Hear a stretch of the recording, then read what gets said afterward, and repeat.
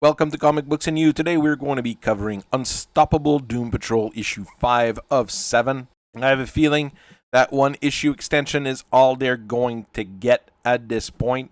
This has been a really weird journey with this particular series here. There's a lot of potential in what they're trying to do and a lot of nice things in the background, but there's something missing. Something's not there that should be there, and that's been the issue with it since issue 1. The great thing about it is that it introduced me to the Doom Patrol, which I've come to really like and really love over time here. I mean, I've dug up their first comic just to review it as well. As such, we're going to go over this one. We're going to finish this series. This is not going to be, this is actually going to be a priority. Whenever I get one of those, I'm going to cover it as soon as possible. So we have the full series done here on the channel.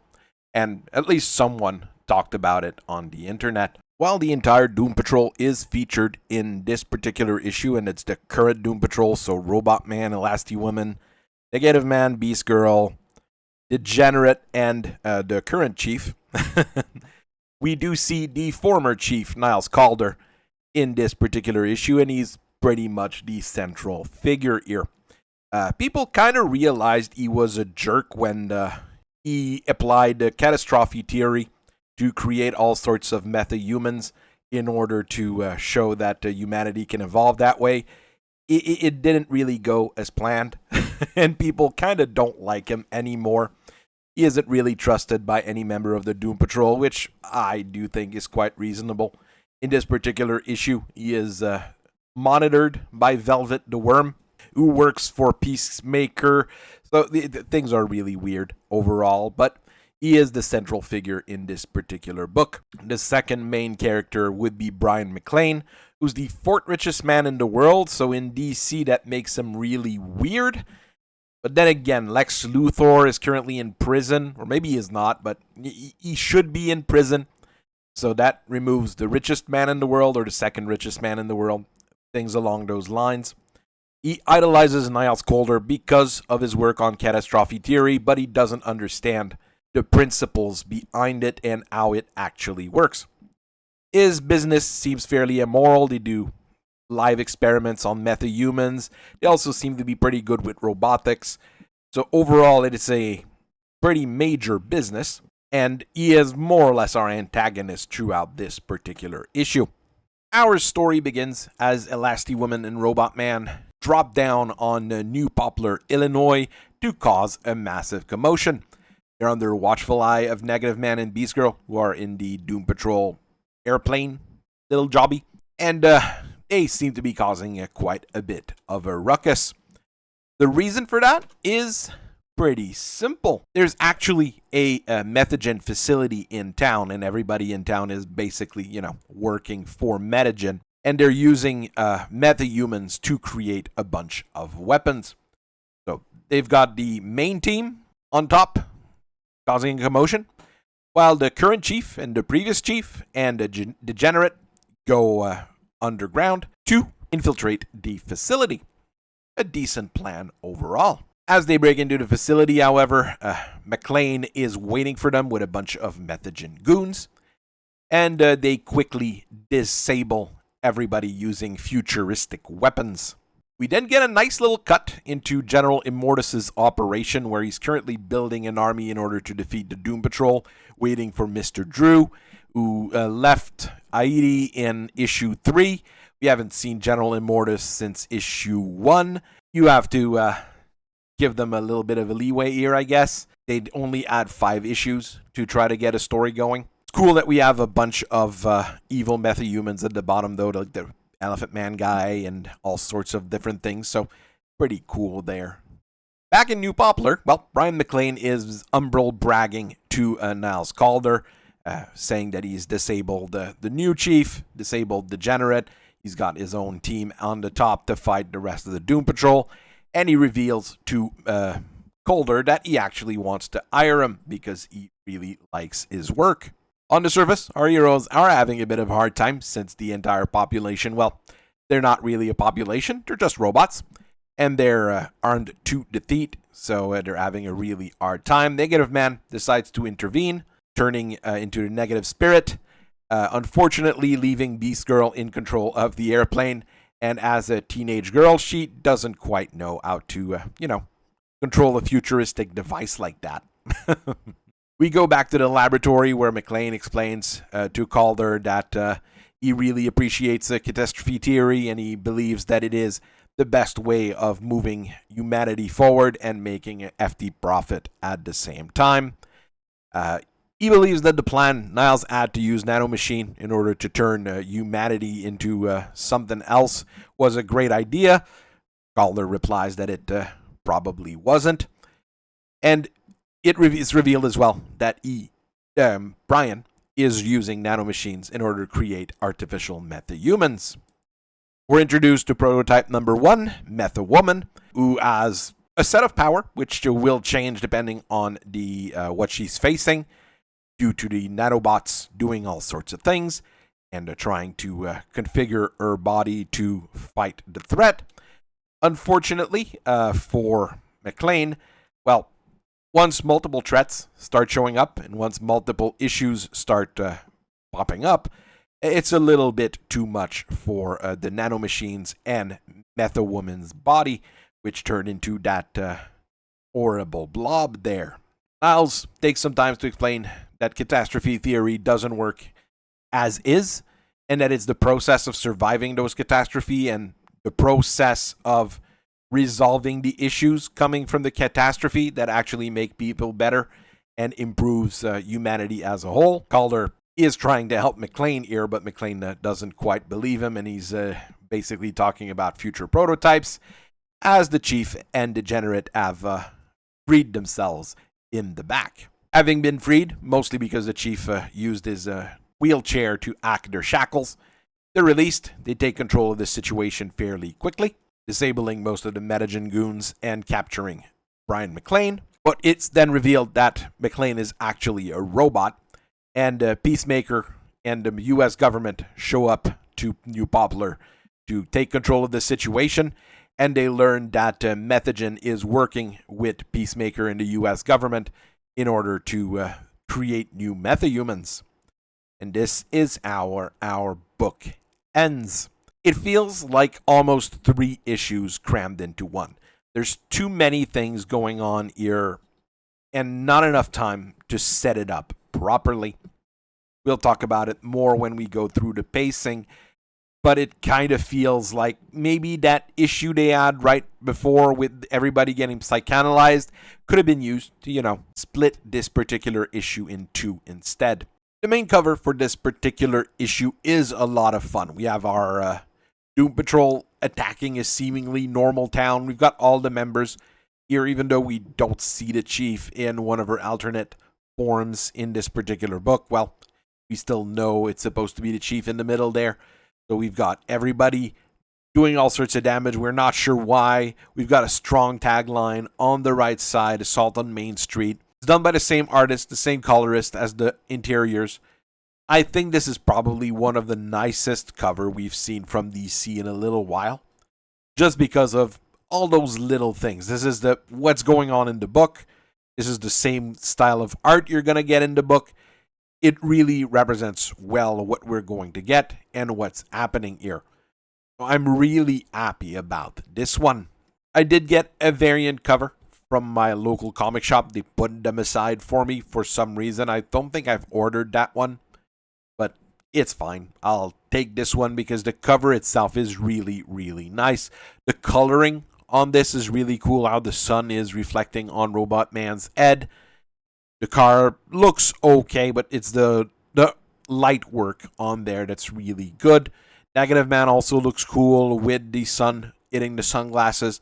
Everything in there kind of works like it's supposed to. And this is the kind of work that I would like to have gotten as maybe not a variant cover, but an art print from the same size as your book.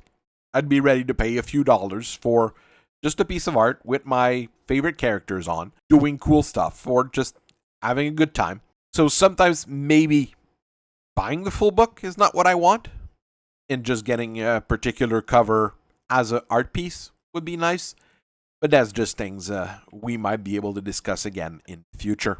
This particular book is your traditional standard DC fare, nothing unusual or out of the ordinary about it. You get a very floppy cover or the cardboard cover, which should be actually the standard, in my opinion, and fairly low quality paper on the inside. At least it isn't brittle, it isn't catastrophically awful, but when we look at most of the stuff Whatnot's putting out, most of the stuff indies are putting out, I think people would want higher quality paper in general in their book just to make sure that it doesn't fall apart.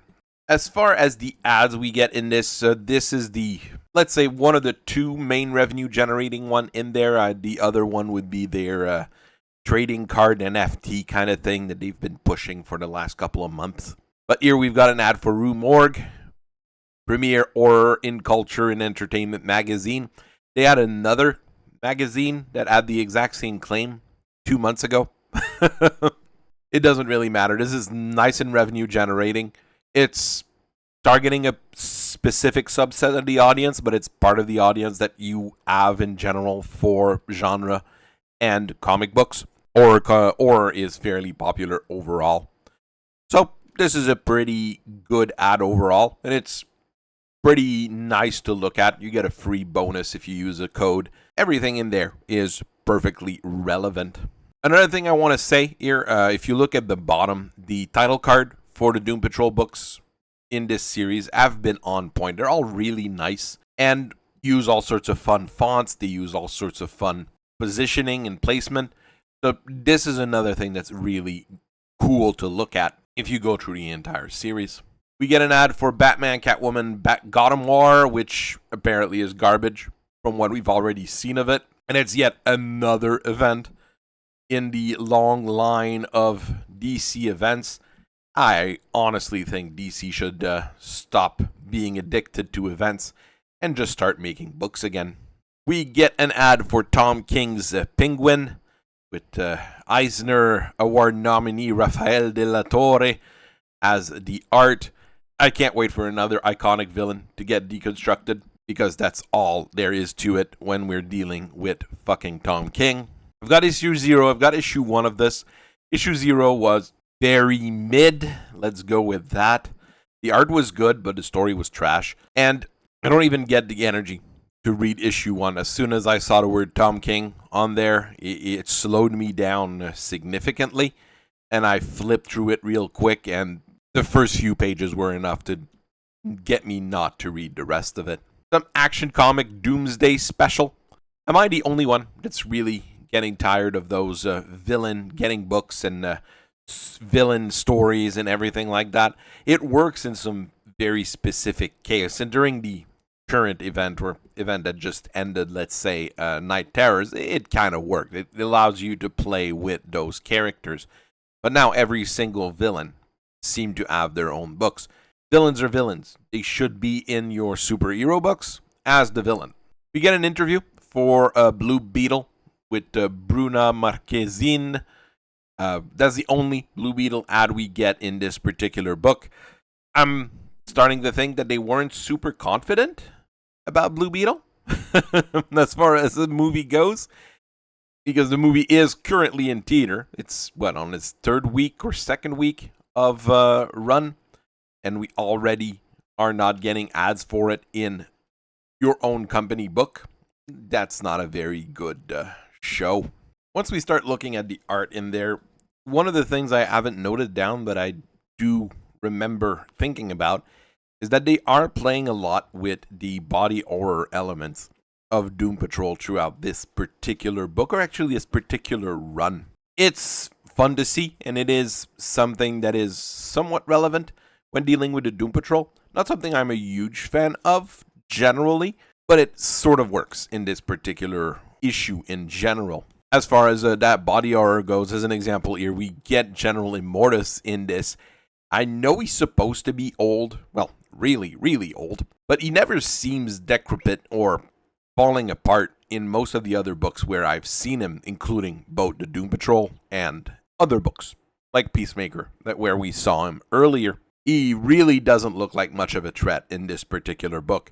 Because of that, Brian McClane is sort of super average. That would be a superpower if he had one. He also seems to have a 5 ed, more or less. Not a super interesting character design overall. It works for what it's supposed to be, but they could have gone a little bit further with him. Backgrounds here are overall functional. They're functional to actually pretty good, depending here. Like this one here, the background and the background characters are pretty good overall. And it's a big improvement from what we had in the first few issues. So I'm sort of happy with what we see here. The Metagen goons are there.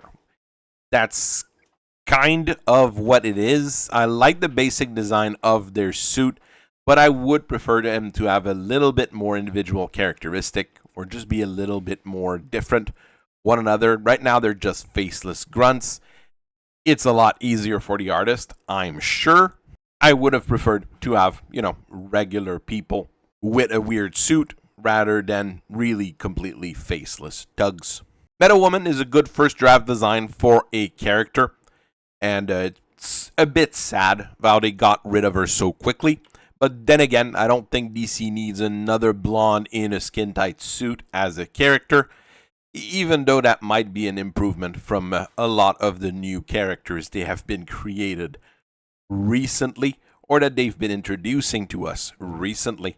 The action scenes in there are okay. I honestly think reading a lot of indie comics in short order recently has kind of spoiled me on action scenes, especially those longer comics like Battle Brick Roads, I Saw Number 2 and such, where they take the time to show the action scenes.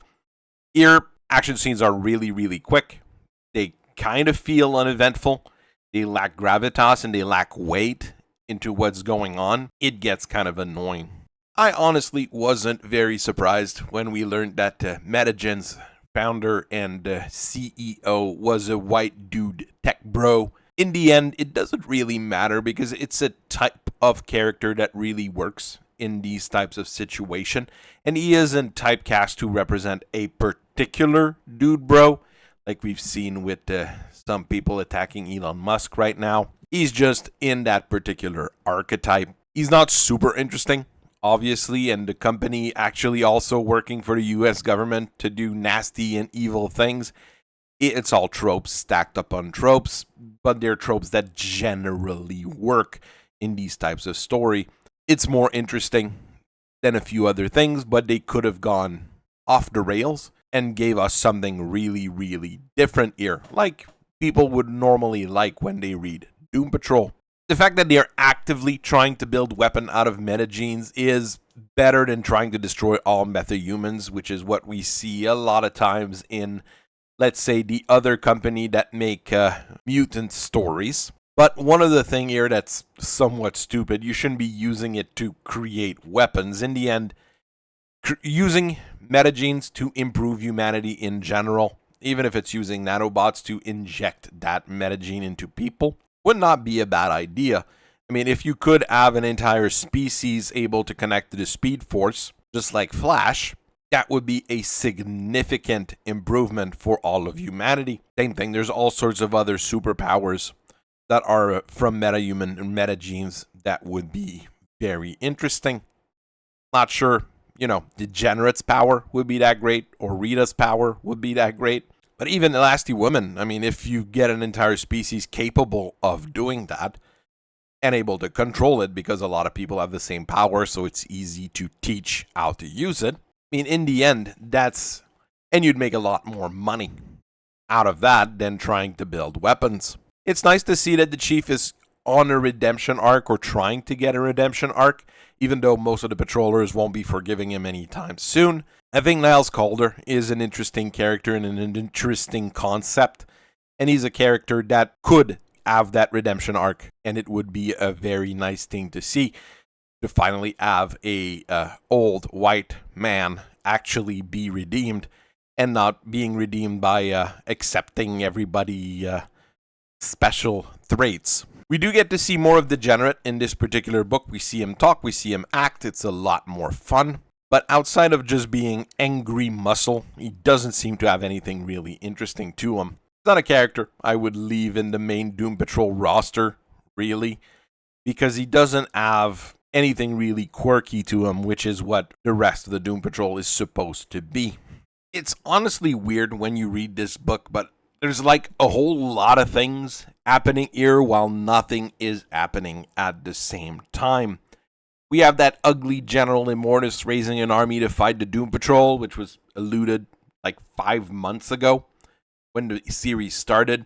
We have a fight on the surface from which we see only really short excerpts because it's too expensive to draw action scenes, I guess. We got Meta-Woman being introduced, then turned into a blob. We have Peacemaker with giant robots showing up. And really, in the end, nothing really happens. I mean, we're here just to realize that Nyles Caulder is not as immoral as he was before. And that's about it. Back in the days, this would have been just a 2-page spread in the middle of one of the issues, and nothing else would happen. To finish this up, in the end, we're 5 issues in, and I still don't know what the main plot of this miniseries is. We don't know really what's going on with our villain. We're still introducing character and introducing concepts. It's no wonder that they got extended for 1 issue, but again, they had that issue where they got a psychanalyst rather than, an actual story going on. And I have really strong feelings that Edition was not too happy with having to extend this series by 1 issue. I'll make the trade paperback rather clunky compared to their normal issues. I really like the Doom Patrol after I was introduced to them in this particular series. But Unstoppable Doom Patrol is really missing something. There's no directive line. There's no actual story. Each of the books that we have in there really feel like that 1 issue you would have between 3 or 4 comic arc. So you'd have a 3-book arc of them trying to rescue a metahuman or rescue metahumans. Then you'd have that 1 book where we're introduced to the metahuman they saved. Then you'd have another 3 to 4 issue book or 3 to 4 issue arc. And then we'd be introduced to Nyles Caulder trying to come to terms with what he did in the past and us learning that he is not as immoral as he used to be. So this is a really odd kind of duck. I'm not saying that the book is bad or awful. Overall, this is leaps and bounds better than the psychanalyst issue. But it's really weird getting through this after I've read I Saw Him, Battle Brick Road, Soda, and a bunch of those other books recently. We're really missing this directive line here, and it really is annoying. I really can't recommend this book for anyone at this point who isn't already familiar with the Doom Patrol, that doesn't love them already. And maybe the last 2 issues will blow me away and put me as a recommend you buy the trade paperback. If you really want to buy a product, I would probably recommend getting Peacemaker Tries Art instead of this. If you want something a little bit comedic, a little bit metahuman-y, it's a much better book overall. This year, if you've started collecting it, keep collecting it. It's not terrible, but if you're on the verge, just trying to learn if you should buy it or not, wait until the trade paperback is out. That's probably what I would say. So I thank you very much for listening to me today. I hope you guys have a very nice rest of your day. Remember to ring the bell, subscribe, click the like button, do a tap dance, whatever. I will see you guys later. Keep on reading comics. Keep on enjoying them. I'll keep reviewing them and analyzing them. And I'll see you guys later. Bye-bye.